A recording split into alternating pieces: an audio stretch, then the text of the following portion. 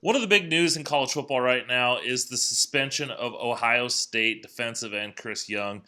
Chris Young has easily been the most dominant and best player in college football season. The defensive end from Ohio State, has double-digit sacks for the second straight year. He's actually got like 15 and a half sacks. That's like 3 more than the next closest guy. He's been practically unblockable, even though teams have been sliding their protection, throwing extra guys at him. His game against Ohio State was his most dominant, and that allowed him to. Wisconsin just had nothing they could do to stop him. And Wisconsin's a team that's known for their offensive line. They're physical with him. They attacked him. He couldn't do anything. Now, Chase Young suspended for this Maryland game. It's tied to an NCAA infraction investigation, and what they're looking at is that he took a loan out this past December, or this past year, I should say. The loan is tied to the money that he borrowed the money to fly his girlfriend to the Rose Bowl where Ohio State played Washington this past year.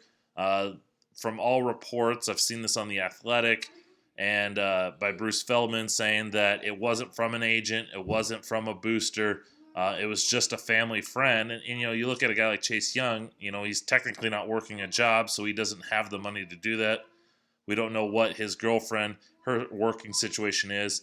And then not only did he borrow this money, but he ended up paying it back.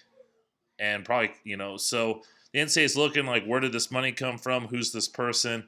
Ohio State, in their right mind, are sitting him out against Maryland. They're not going to need Chase Young.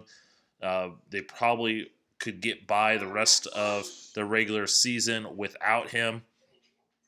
And it's looking like several reports that it could be a 4-game suspension, which in essence would probably miss him out the rest of the year. That misses out on the Michigan game, misses out on the Penn State game. Those are 2 huge games for Ohio State as they try to make it back to the college football playoff. But you would see if this continues to play out the way it does, he should be back. So, they've got 4 remaining games. It's just the regular season. He'll be back for the Big Ten championship game, be back for the playoff if that 4-game suspension is true. Now, how does this affect Chase Young when it comes to NFL draft? It has nothing. The NFL teams could care less about this.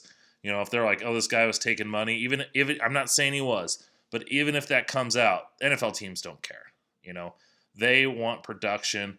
And he's shown that he's a generational talent. I did a film room study on him. It's up on the channel. And I compared him to Khalil Mack. I thought he has a Khalil Mack type of presence. I think he's a better prospect than Myles Garrett is. I think he's a better prospect than Jadeveon Clowney was.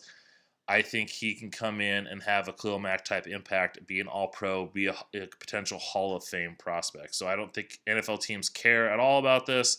If you're an Ohio State fan and just a football fan, you want to see him out there. I mean, if it's seriously he took a loan from someone he knew that had no motivational sense to do this other than just to help out a friend, then this is ridiculous that he's getting suspended. But the NCAA is going to look into it. We're hoping that it can just be cleared up. You can get him back on the field because he is an absolute joy to watch.